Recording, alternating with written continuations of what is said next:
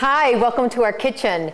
Okay, if you have never made cherry clafoutis, you are in for the yummiest dessert ride.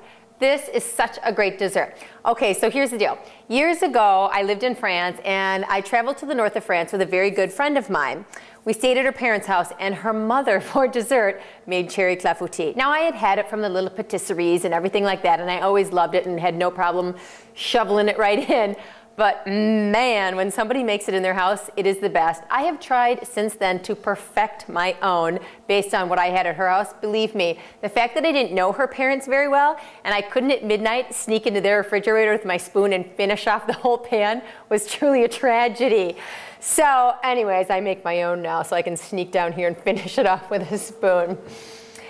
Cherry clafoutis is basically, it is a French dessert, and it's basically cherries and eggs, and it's so fast and wonderful, and it's just delicious. I add a few little twists to mine because I love it when it has a little bit more flavor, so why don't we jump right in? So I've got frozen cherries. If it is summertime, by all means, man, use fresh cherries because they are the best.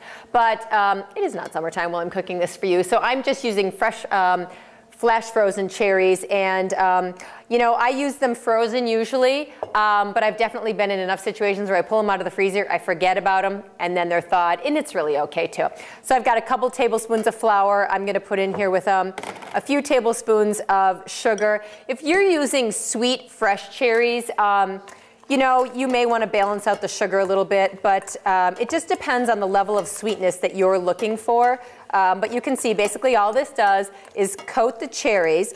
Okay, then I have my pan that is already coated with butter, and I just dump these in, and just so they lay on the bottom of the pan. Now let me just throw this over here.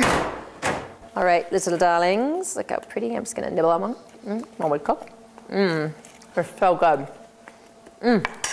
Now, I've got my eggs. I'm gonna throw those in here. And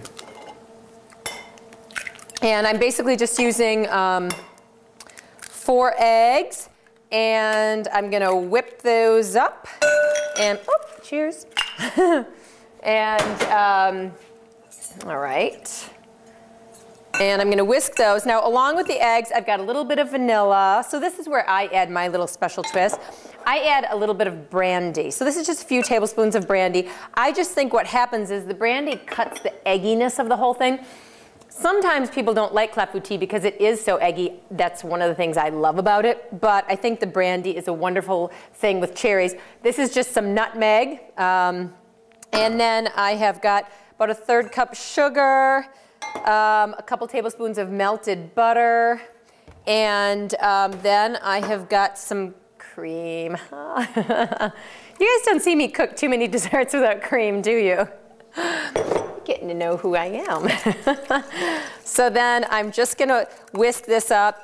If you want to, if you feel like pulling out your food processor, by all means, just throw this right into that, or your blender, and in a few quick seconds, give that baby a whirl, and you know, you'll be done. But you know, for this, I'm just gonna give it a quick whisk, and it looks wonderful. It smells amazing. That brandy and that nutmeg smell incredible, and they're just the perfect accents to the cherry.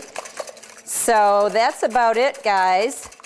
And then, okay, I'm just going to pour it over the top, and that's it, my loves. Have you seen an easier dessert than that?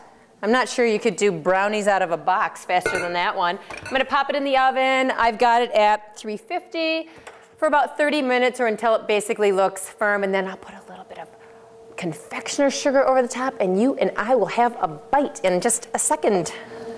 I can smell the vanilla, the nutmeg, the brandy. It all smells so good. So this is done. Our cherry clafoutis is ready to give herself to us. And I'm just going to pull it out because it's so beautiful. It's beautifully browned. Oh, it's so pretty.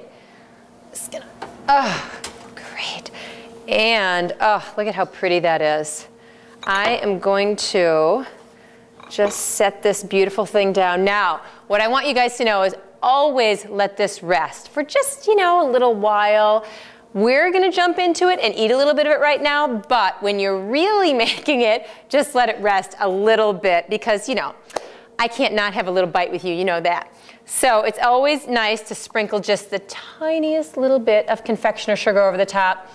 If you're a decadent girl like I am, you would of course love to have a little bit of whipped cream with it. That would be so perfect and make it even more of an amazing, amazing thing.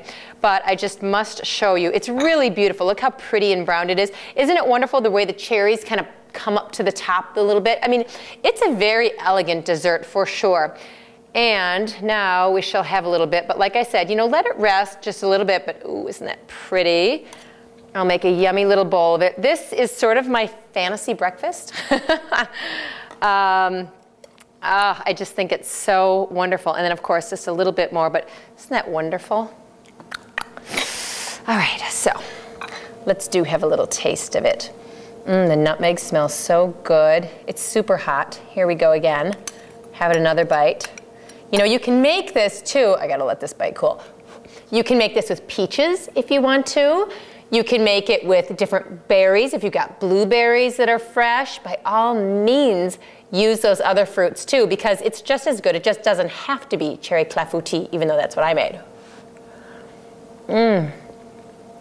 Oh, but it is so, so good with cherries. And that little hint of nutmeg is killer. I can't wait till you guys make this. Gotta let me know. Enjoy.